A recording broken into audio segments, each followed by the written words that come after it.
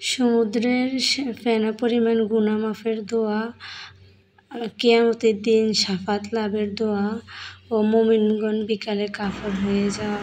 রাসূল সাল্লাল্লাহু আলাইহি ওয়াসাল্লাম যা বলে গেছেন আসলে তাই সত্যি। আসসালামু আলাইকুম। রাসূল সাল্লাল্লাহু আলাইহি ওয়াসাল্লাম বলেছেন, এমন একটা সময় আসবে মানুষ সকালে মুমিন এবং বিকালে কাফের হয়ে যাবে।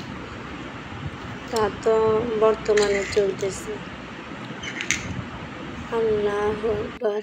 সমুদ্রের ফেনা সমান গুনাহ মাফ করবেন যে ব্যক্তি প্রত্যেক নামাজের পর পড়বে। আসসালামু আলাইকুম রাহমাতুল্লাহি ওয়া বারাকাতুহু।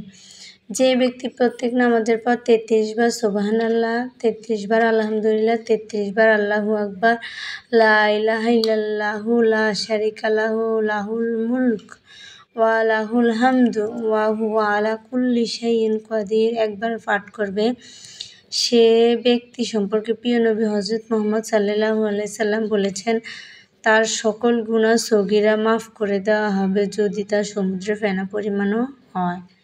সুবহানাল্লাহ, আলহামদুলিল্লাহ। কিয়ামতের দিন শাফাত লাভের অধিকারী হবে যে ব্যক্তি আজানের শেষে এই দোয়া পাঠ করবে। আসসালামু আলাইকুম ওয়া রাহমাতুল্লাহি ওয়া বারাকাতুহু। আমরা এই আমলটি করার জন্য সর্বদা চেষ্টা করব। আজানের শেষে দোয়া, আল্লাহুম্মা রাব্বা হাযিহিদ দাওয়াতিত তাম্মাহ ওয়াস সালাতিল কায়িমা আতি মুহাম্মাদানিল ওয়াসিলাতা ওয়াল ফাযিলাহ ওয়াবআসহু মাকামাম মাহমুদানিল্লাযী ওয়া'আদতা। অর্থ, হে আল্লাহ, এই পরিপূর্ণ আহ্বান ও প্রতিষ্ঠিত সালাতের মালিক মুহাম্মদ সাল্লাল্লাহু আলাইহি সাল্লামকে ওয়াসিলা ও সর্বোচ্চ মর্যাদার অধিকার করুন এবং তাকে সে মাকামে ও মাহমুদে পৌঁছে দিন যার অঙ্গীকার আপনি করেছেন।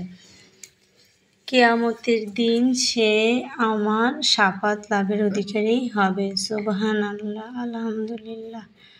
তাহলে আমরা নামাজের শেষে এই দোয়াটা সব সময় পড়ার জন্য চেষ্টা করব কিয়ামতের দিন শাফাত লাভের জন্য। সুবহানাল্লাহ, আলহামদুলিল্লাহ।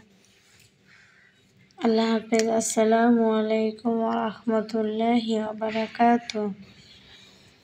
আল্লাহ তাআলা সবাইকে এই দোয়া করার জন্য তৌফিক দান করুক। কিয়ামতের দিন সবাইকে শাফাত লাভ হওয়ার জন্য তৌফিক দান করুক। আমিন।